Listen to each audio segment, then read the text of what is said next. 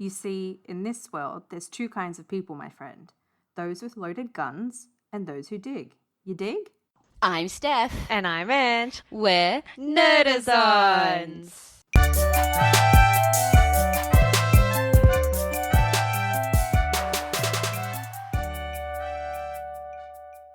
Okay, so this fortnight is my choice. This is actually a listener's choice. This is from Macca Jr. on YouTube, who chose The Good, the Bad, the Ugly versus a South Korean 2008 comedy parody remake, I'd say, called The Good, the Bad, the Weird. Yes, let's just get straight into it because I've got a lot to say.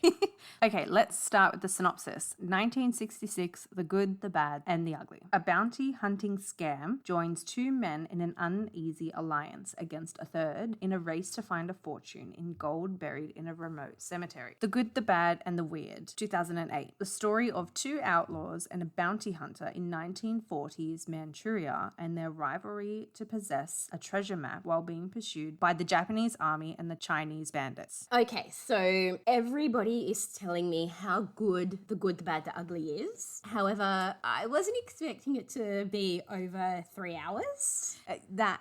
When I started it and then I paused it and then I saw that it was a 3-hour film and I was saying to my partner, I'm like, oh my God, this is a 3-hour film. Who's got time to watch this? I have to admit, it did take me 2 times. However, this is actually my second time watching it because growing up, my uncle was obsessed with war movies and westerns. And I think I've literally watched every single war movie up to 2011. So I do remember seeing a little bit of this. Also, who doesn't know the parody of the, looking at you, looking at you, looking at you.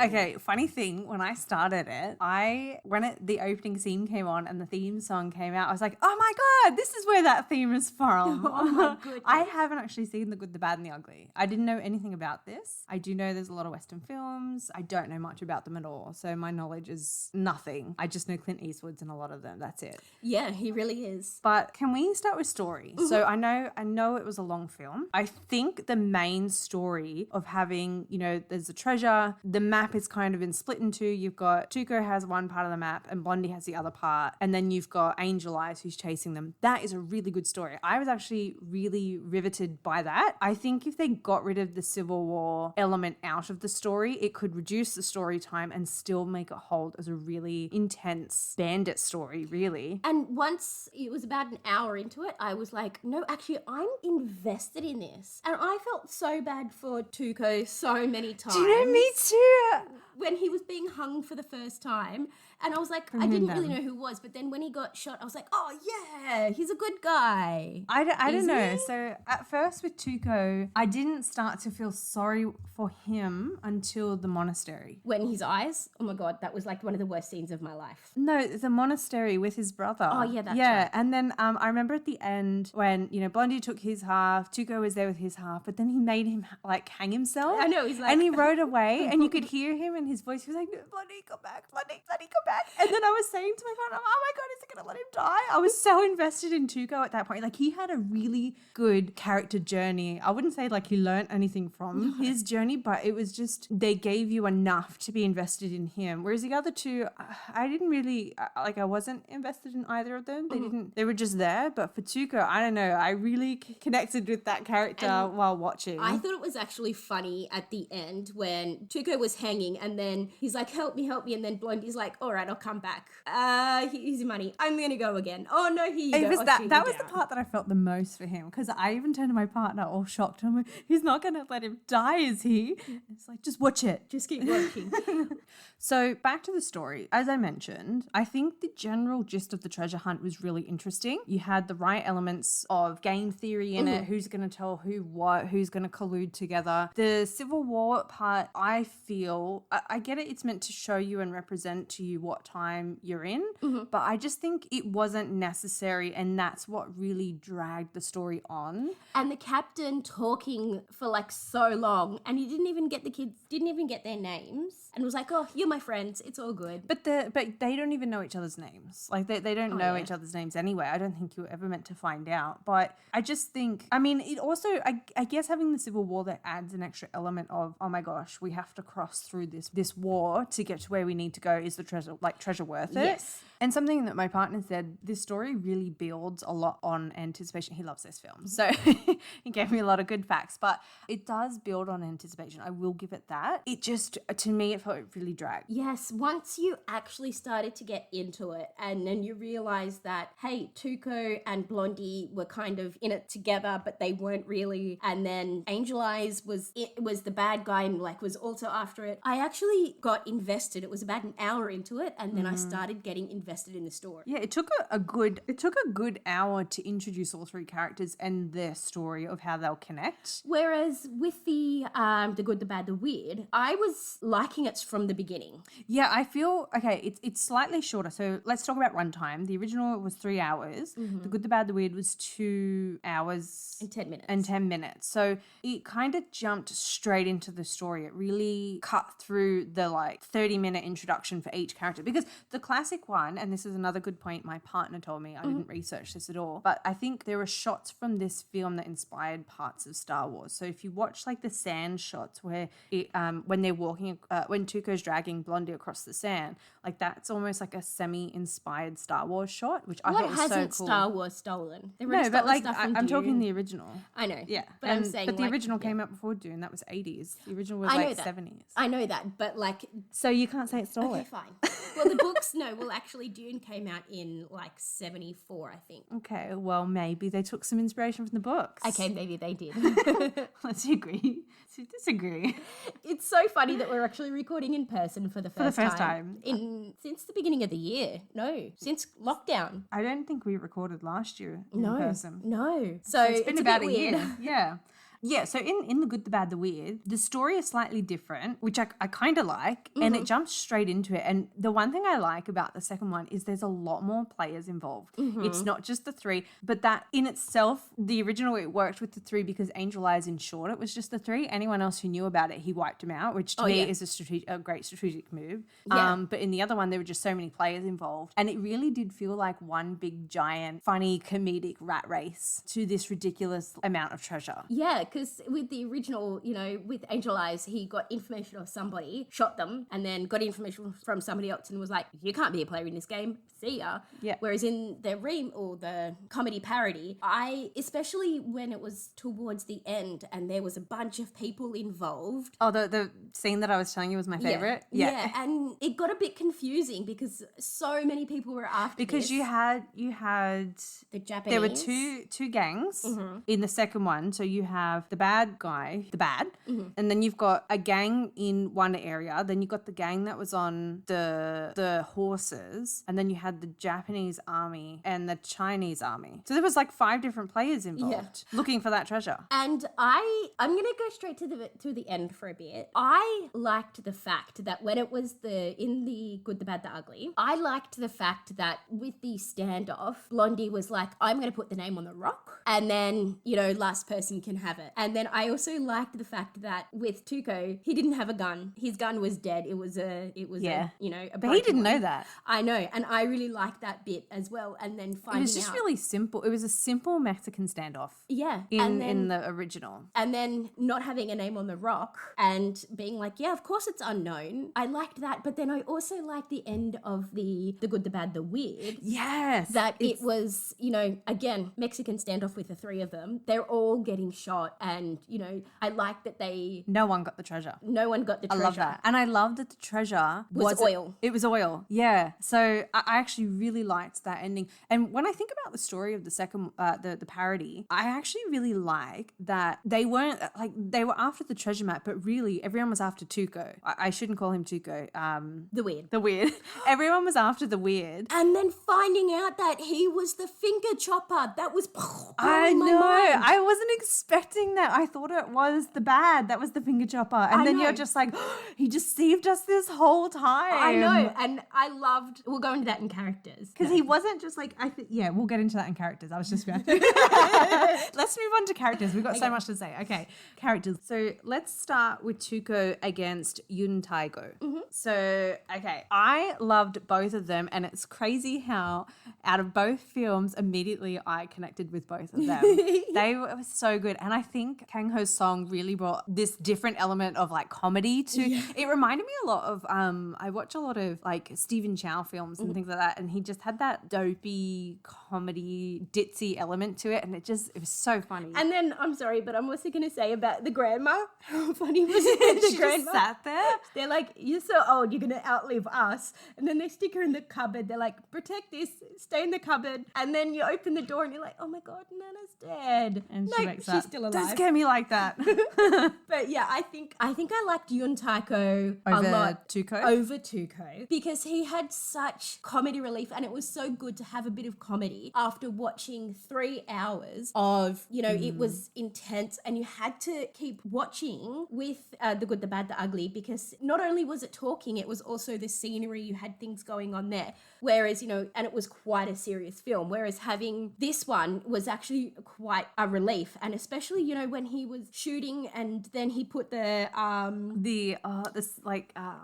diving old classic helmet. And it's like, why didn't I think of this earlier? It was so good. Yeah, I agree. I think out of the two, I'd go with Yun Taiko. I think he did that character. It's hard to say because they were very different vibes. They were. Like you could tell with Tuco, he was the type of character that he had a slight gift of the gab, sleight of hand sort of person. He just got enough to get to the next point. Whereas with this guy, he just seemed like a petty thief, but he had a clumsiness to him. Yeah, and you would never ever suspect that he was the finger chopper at all. No way. Because, and you know why you didn't Played suspect that dumb it? so well. He did, because they showed the friend, Michael, I think, they were showing him starting to chop off his finger. They were showing Park Chung-yi to try and cut it off. So you thought, and he was saying it's blunt, and I'm like, oh my God, that would be so painful. But so that's why you think he was the finger chopper. And then they introduced that character after we saw that scene. So as the viewer, we got suckered into it. And I can't believe it. I just didn't, because that's actually a very big character change, because in the other one, he was just a petty thief, which is why you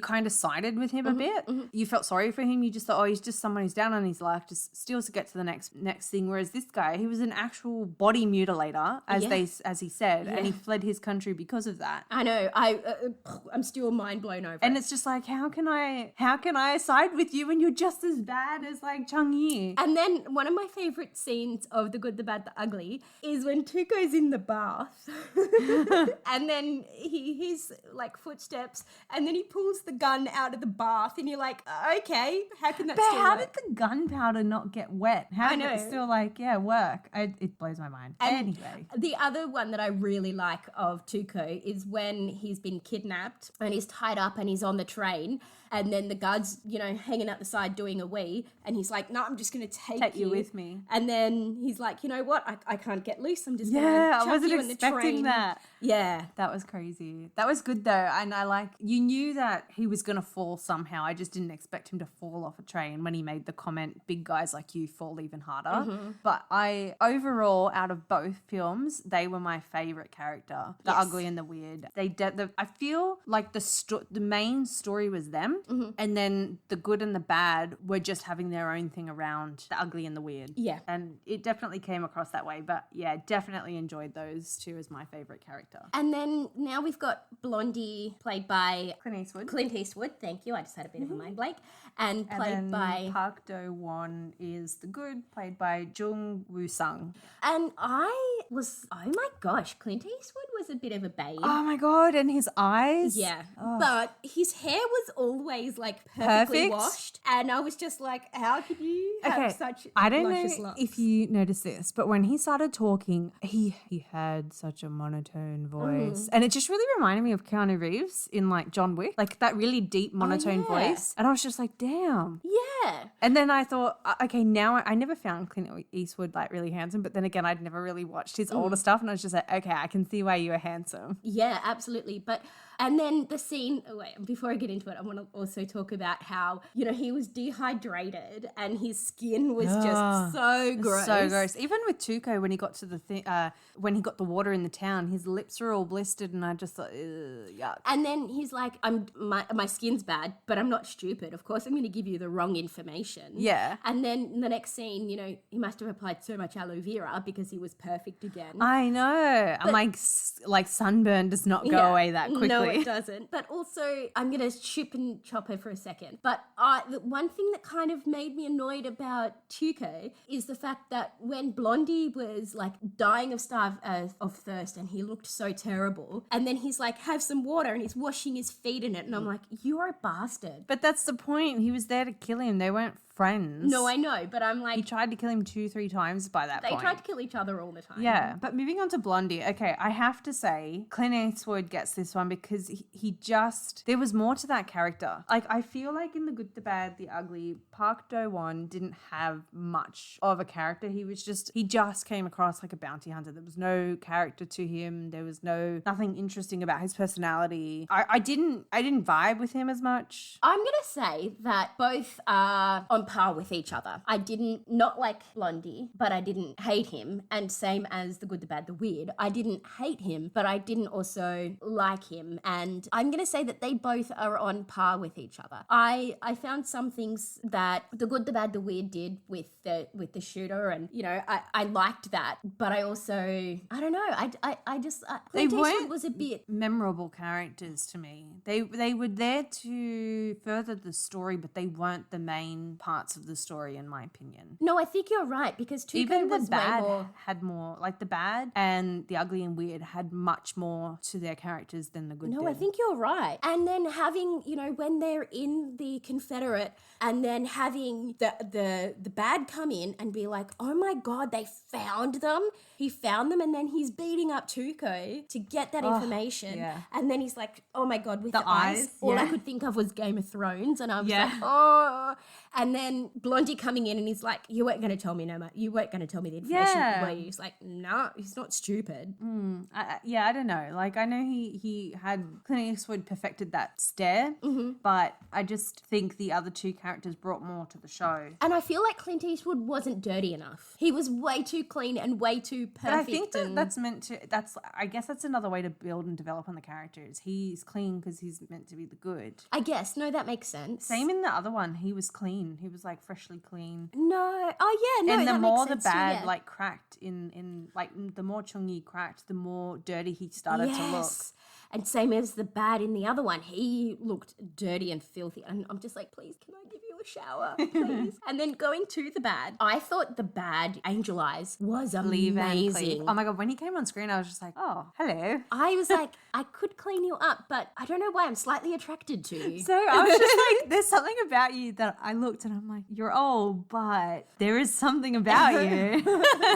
And I'm probably going to say what you're thinking is that with the bad versus the bad and the weird, he had code. Which, yeah, that's what I was saying to you when we were watching it. I noticed, especially when Chang Yi killed the guy who he hired, I was just like, well, at least, you know, Van Cleef had code to, I'm going to tell you the information that the guy told me. I've delivered on what you've paid for me. Now I'm going to kill you and deliver on what the other guy asked me to do before I killed him. Like, he at least got the job done, whereas this guy, he handed him a fake map to get paid. That's not what, you know, Van Cleef would have done in The Good, the Bad, the Ugly. So it's a bit different. And yeah, he didn't have, I guess, as much of a code for himself to stick by. They're both bad because they just will kill whoever. Yeah. But yeah, I noticed that difference between them. And you can notice with Chang Yi, the further the film goes, the further on the film goes, he becomes almost more hinged. Like, everything is on that reputation that everyone's heard about.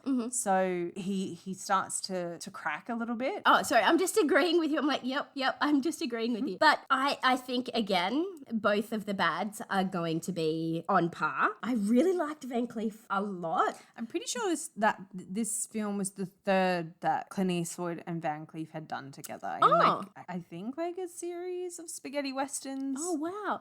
And then also the bad in the Korean film Lee is Byung-hun. he is a front man from Squid Game. Yeah. Which, oh my gosh. And that's like, it's funny because with the original was set in like the 1800s 1800s or something. And then this one's set in the 40s. But I like that it's got like a steampunk vibe, but then, you know, they've still got horses, they've still got like the Mongolian vibe, and then they've got motorbikes. And, you know, all the men are still in beautiful crisp suits. And then you got some who are in, you know, like classic clothes, but with their bright colors, with this like punk vibe to it. And it was really cool. I really loved the set and the costume with the second one. I thought it was really interesting, and it was done in a really good modernish way. With the new one, or the Good, the Bad, the Weird, I liked that it got into it straight away versus, you know, the original. It felt like it had 3 beginnings. So one thing my partner said when I talked to him about the time, and he said, you got to think at the time this was released, that was the outing of the day to go to the cinemas, and you would have got your money's worth for a 3-hour film, and you wouldn't have had other things. Like, I feel like we've got so much content ready and available for us to watch that we just don't have the time to watch everything. Or we've got, you know, we work longer hours or different things. I don't know if we work longer hours, but like things, our timing is much different to when these would have been released. And especially, you know, at the end of the day, you're just going to either want to watch a 30-minute film, a 30-minute TV show, or like an hour-and-a-half movie, and that's it. Yeah, exactly. I want to move on to costumes and things. Yes. Even though we talked over it a little bit, I really liked the makeup when Blondie, you know, was dying of thirst and he was like dehydrated. The prosthetic, Yeah, the that fake was like skin, cool, like, and it really looked like if he talked, it was gonna like crinkle up even more and like peel. crack and yeah, it was really gross. And they did that with Tuco as well when he first sort of crossed the desert and the blistering on his lips. I thought it was really good. But also in the parody, one thing I love about South Korean films is they're so over the top with the blood. Oh yeah. See, I kind of like that in the Good, the Bad, the Ugly, in the fact that, you know, they were shooting from a mile away almost, and then there was no blood. There was just all you see is and then they do like the dramatic spin and fall on the ground. And then from, you know, that far away that he could shoot his hat. Okay. But I really liked the violence and the gore in The Good, the Bad, the Weird. And when I don't remember the exact moment, but there was somebody got shot and then it like went all over the camera. Yeah, that was really good. That was in the like, what was it? The ghost market. that whole area was really interesting. I really liked that vibe. That was one of the gang. So when they were running through and having their showdown there, yeah, I really liked seeing the blood splatter come across the screen, like you're watching it and it's happening right there. And then also the parts where the good is, you said it, I'm sorry, I'm stealing your like words today. You said that he is a land pirate when he was like swinging like Tarzan from, you know, onto the rooftops. And I thought that was so cool. But that's kind of pretty much what The Good, the Bad, the Ugly did though. That inspired space pirates. It's essentially what, you know, Star Wars kind of is in a way. It's like space pirates. I had a little giggle before because one of the other great scenes from The Good, the Bad, the Weird is when they're on the train and he's like, candy, sweets. And then one guy's like, I'll take some candy, sit your ass down. Yeah. And they were like, no. And then somebody's like, okay, and he's like, he just shoves him back into the seat. It's like, great. I'm not selling to you. And then, you know, all of the fighting from there was so good as well. Yeah, I really enjoyed. The one thing I will say with The Good, the Bad, the Weird, and I think both films had this actually, is you'll have a lot that will keep me invested. And then it gets to the quiet part, and it's usually the part where you have to really pay attention to what they're talking about. And then it's like, I don't want to pay attention. Yes. And I don't usually get like that with films. My attention, I will watch something because I can't not watch it if I've started it. So I did find that with both. But then you did mention it before and we didn't get into it, but I'm going to talk about it now because we're kind of in like miscellaneous right now. But my absolute favorite scene out of both films was in the second one when they were all chasing Yun Taigo and you had like all 5 different, you know, gangs or the army or whatnot. They were all chasing him. That was such an epic scene. It was such a good rush. And then I got real quiet again and I'm like, oh, now it's boring. I know. And that I found that with the Good, the Bad, the Ugly, that when it was a quiet time, that went on for so long. And because I guess they try to use the silences to build anticipation. And I get that, but it's really hard, especially with the second one when you have such riveting action scenes and then you drop into nothing. But do you want to know some fun facts about the second one? It's the most expensive movie in South Korean cinema history as of 2009. What? Yeah, it was a pretty good one. And the body count in the second one is 69. the good, the actor who played the good, Jung Woo-sung, I'm so sorry for butchering that, broke his arm during the filming as well. Oh my gosh. I actually have a fun fact as well. So I'm going to talk about the money where it was $200,000. Yeah. I just did a little calculation, and today it would have been worth $17.4 million. However, if you had that Confederate gold, it would actually be worth $3.4 billion. Whoa. Today. Wow. Okay, we know which film we'd prefer to go with. But I'm probably just repeating myself, but I really liked in the end that nobody won. Yeah. And it was oil. It Yeah. wasn't physical money. Yeah, I'm a bit torn because I love that no one won and all three of them died, and it just shows that, you know, they're all as good as each other. But I also liked in the second one the reward of sitting through at that 3-hour film that the two people got to enjoy the money. You know, Yeah. it's a catch-22 of which one I preferred. So I just looked at my notes, and when the goods, you know, Blondie's looking at the bad, and then the bad's looking at the good, and then all I could think of is poor Tuco. Nobody's looking at him. Like nobody cares about you. But I think though in that one, and it was something I thought of as well, I'm like, they should both just go against Van Cleef. Like it seems the most logical choice. Whereas in the second one, I actually throwing in that little surprise of who the finger chopper was, because I thought, oh, okay, this is going to be like the original, right? They're all going to go against the bad guy. That's the most logical way to do it. But then you find out he was the finger chopper, and it's like this guy is actually chasing both of them down. Oh my god, what do you go for? Are all three of you going to attack each other? Because in the original, the two, when it like they both had a common enemy, which was the bad, so they're better off get rid of him, and then they can work it out themselves. Like that's my thought process. But I talked really fast then. That's okay. Because I was just like, yeah, I just think it did throw me off. I didn't expect them all to be sort of shot a lot, but I do like that the good was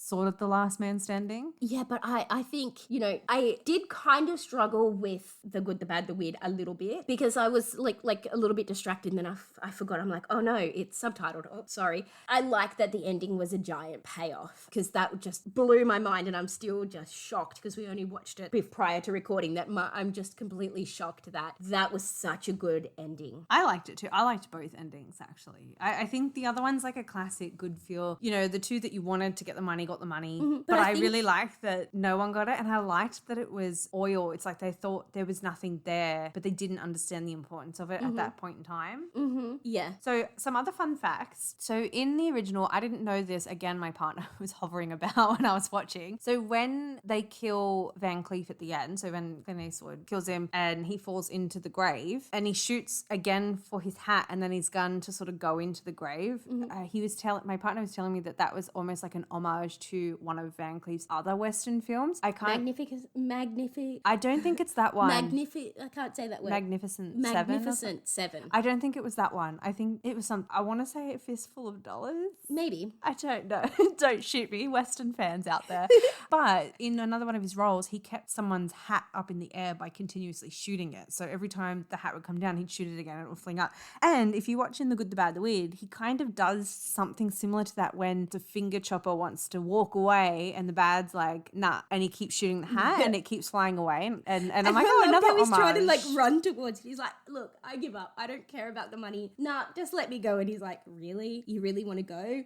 You went through all of that and you're going to decide. The original movie remains the highest rated movie on IMDb not to receive a single Oscar nomination. Wow.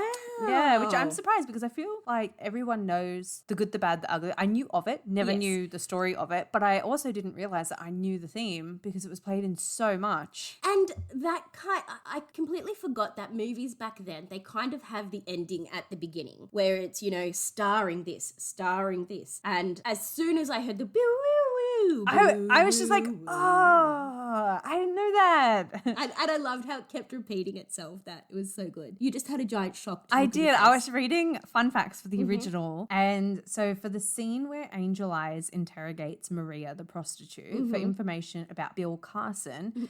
Carson? Who's Bill Carson? Bill Carson. You know Bill Carson? So Lee Van Cleef was actually appalled by the fact that he was required to actually hit Maria, complaining, I can't hit a woman. Razumov replied with, don't worry, I'm an actress. This is the woman who played Maria Maria, even if you slap me for real, it's no problem. But Van Cleef further stated, I know, but I can't. As a result, a stunt double was used for shots where Razumov was slapped, which were intercut with the shots of Van Cleef. As he later put it, there are very few principles in life. One of them is I don't kick dogs, and the other is I don't slap women in movies. That's beautiful. I love Van Cleef even more. And that's funny is because in The Good, the Bad, the Weird, when he slaps that He lady, like full on slaps her. I was like, that's not I wasn't like... expecting either.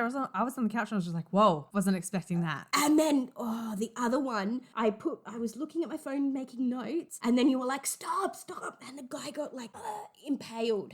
Yeah, so, okay, we watched the Good, the Bad, the Weird today, and because it's subtitles, we had to pay attention. And there's lots of like really funny things that you just need to pay attention to. Yeah. I really like that film, and I'm really glad, Same. our listener recommended it. But Steph wasn't looking, and she missed like, this is before all the gore started, which I knew it was coming because I'm like, it's a South Korean film, it's got to be good. And then the guy gets impaled, the train driver's running away, and then he just gets impaled, and I'm like, you missed it. Yeah, oh my gosh, it was, and I like that in the Korean films there is so much blood and Yeah. but there wasn't like gore, it was just blood. Yeah, that's what Yeah. I liked. Yeah.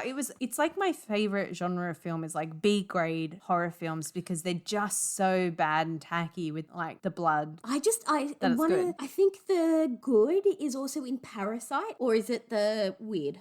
One of them's in Parasite, and It I'm was just like, it was the weird who was in Parasite. Yeah. I think he was the dad. as soon as I said, oh my God, he's from Parasite, you're like, what? I haven't seen it. I'm like, you need to shut the front door and watch it. Yeah, I will one day. No. I've seen like I understand. I've seen reviews on it, so I know the but story. It is just, oh my gosh. And did you watch the Simpsons short on it? no. Yeah, watch it. On what? On Parasite? On Parasite, they did like when they do like an episode and it's about like 3 different stories. They did one with that. Okay, I'm going to have to watch that now. Yeah, watch it. Before we move on, I just want to say about the music. How iconic is the boo woo boo woo? Yeah. And I like that they repeated that. But other than that, there wasn't really that much music in the film. I have to say, in the second one though, I really enjoyed it. So I don't know if anyone out there has watched Kung Fu Hustle. I love that film. I've seen it so many times. Is that the cartoon? No, it's a movie. No, wait, that's a parody one. I think I watched it. Isn't that the one about, I think I've watched it. It's like a parody as well, right? Yeah. It's like a parody martial arts film. Yes, I have seen it. Pretty sure it was filmed in Hong Kong. Yes, I With have Stephen seen it. Chow, and I love it. It's so funny. Yes. Like one of the things that will always make me laugh is the landlady slapping one of her tenants across the head. It's just so funny. It's so dumb, but it's so funny. Anyway, if anyone's seen that film and the soundtrack is so catchy, when we were watching the second film, the remake, The Good, the Bad, the Weird, I was just so into the soundtrack. And I was just saying to Steph, this is really, really good. And in my head, I'm thinking, I'm going to listen to this later. And that was especially with the scene where all 5 parties were coming across and there was like chase. a Spanish inspired music, and Yeah. I was like, this is really cool. Before we move on to the big question, I just have to say that there was a few little minor characters that I was like, what? Where they were on the train and some guy had like a bright yellow mohawk. I know, what was that? But it looked like when you get those slippers that can clean the floor at the same time. That's what it looked like. And then one of the bad guys' Goonies, how he had those giant like dreadlocks, but they were so high. And I was like, "Oh." You could tell it was an obvious wig. Yeah. I just thought they were my last comments. Okay, so how many movie reels would you give each of these? I did write down what I thought, the good, the bad, the ugly. I did start Not Rotten off... Tomatoes. I'm talking about your movie reels. So I was, when I was watching The Good, the Bad, the Ugly, I was thinking, I'm going to give it 2 stars. But then after watching it and after like talking about it, it is really good and it is a slow burn. I'm going to bump it to 2.5 stars because I will not watch it again. But once I finally got into it, I was actually finding that I was enjoying it and I was, rooting for Tuco. I was rooting for the good. And yeah, so I'm going to give 2.5 stars. Okay, what about The Good, the Bad, the Weird? The Good, the Bad, the Weird. I started off and I started laughing straight away. And, I thought it was so much fun. And especially especially the ending, mind-blowing. I'm going to give it a 3.5. That's my rating. No, shut up. So, okay, I agree with everything you've said. The Good, the Bad, the Ugly, I can understand that it is a very popular film. A lot of people love it. It's just a very long story. And it's not like a great, like Dune was 3 hours, but I didn't feel like it was a 3-hour film. No. Watching that, I felt it. And I reckon if they cut half that, like the Civil War part out of it and just left it as a treasure hunt chase, would have been great. And it was great. There were some great shots in it. And I can see how this film has inspired a lot of other films, but I would never watch it again. And westerns are not my thing. They're not mine It needs either. to have lasers or some kind of, fantasy aspect, and then I would give it 1,000,000 stars because sci-fi fantasy is my I thing. could be into westerns if they were shorter. Like I said, if half that story was gone, I would thoroughly enjoy this story and I probably would watch it again. But because of the length, I would never watch this film again. It was definitely a lot. So I'm at 2.5 for that. And yeah, I'm sitting at a 3.5 for the other one. It was great from the get-go. There were some moments where it did drag on a little bit, but it was always in the dialogue section. But the action was great. Soundtrack was great. I loved the scenery. My favorite scene was that car chase where they were all trying to get the weird. It was just a really entertaining film and it was funny. Really was. And it's something you need to watch too to pay attention to all the stuff. And, I found myself like giggling to myself and having a really fun time. And I'm glad they made it. It wasn't a comedy as such. It still was an action film, but I liked the addition of the comedy of it. Yes. And the fact that, the Nana never died. And the fact that, the weird was absolutely hilarious. And the big plot twist with that actually shook me. I wasn't surprised at all with the other one. We turned to each other and was just like, what? I know it was a very good film. I minimum 3.5 movie reels for me for that, and I'm really glad I watched it. Thank you, Macca Jr. for this film selection. The big question. Okay, let's start with the good, the bad, the ugly. But Steph, what do you think it got on Rotten Tomatoes? So I actually, again, as I was watching the movie, I thought to myself, what I think it's going to get on Rotten Tomatoes from, my thoughts and from, everybody's like, oh my gosh, it's the best Western ever. It's the best movie ever, blah, blah, blah. So I'm going to guess that it got 76%. Higher. A lot or not? A lot. A lot. A lot. A lot. If it's a lot, then that. So 96%.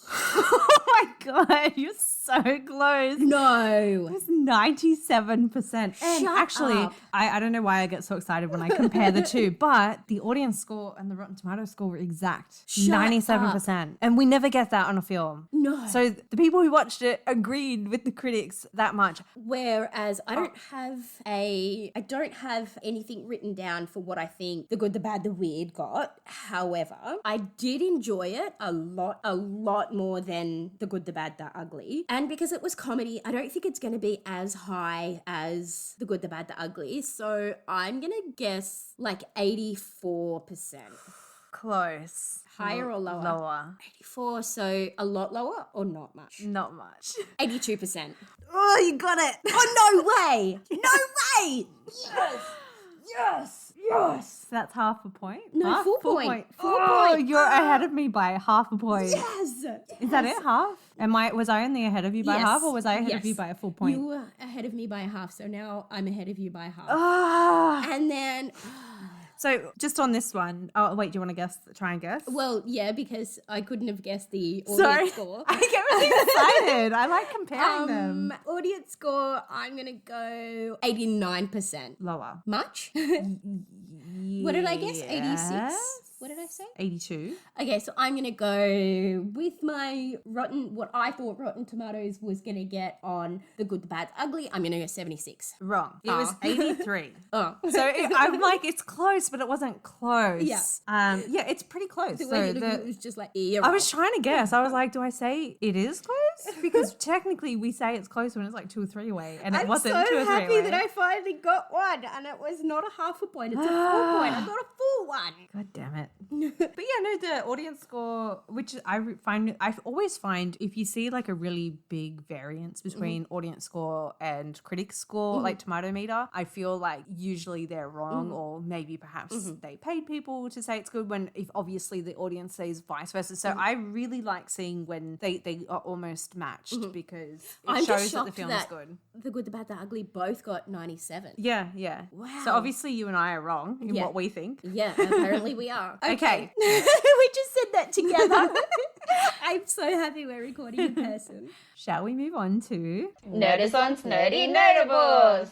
So not much is happening with me. However, I did finally watch what was the movie? I can't remember his name. Oh my God. the Nicolas Cage movie? You've asked me 3 times. How can you call yourself a Nick Cage fan? I really want to see that film. So, without spoilers, they do talk a lot about Face Off and Con Air, and they have, somebody's watching a movie and it's Con Air, and it's like, don't shoot the bunny, and Put the bunny down. yeah, put the bunny down, and that's just, oh my gosh. I really like that movie. I So do love I. a lot of his films. And they had a few things about Face Off, but I went back and I watched Con Air, and I was like, far out. This movie's so good.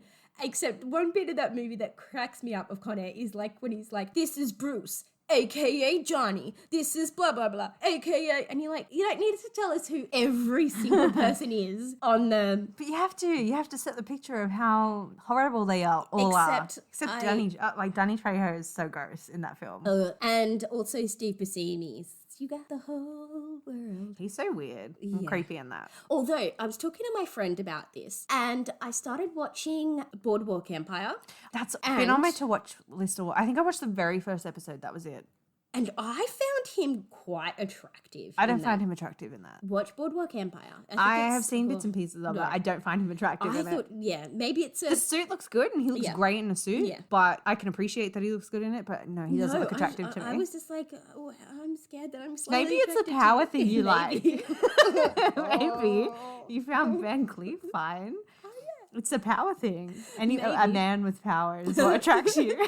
And I'm so sad that I finished American Gods, and I'm listening to the book so I know how it ends. I need to listen more to Audible. I've been in a big music mood lately. I haven't really had chance to, I still haven't finished. I've got 2 hours left of Act 2 of The Sandman. I haven't finished it yet. But I think because I listened to the last part that I had listened to really threw me off. And it was the King Caesar one. And the whole thing was boring. I found it boring. And then the very last part, I was just like, whoa.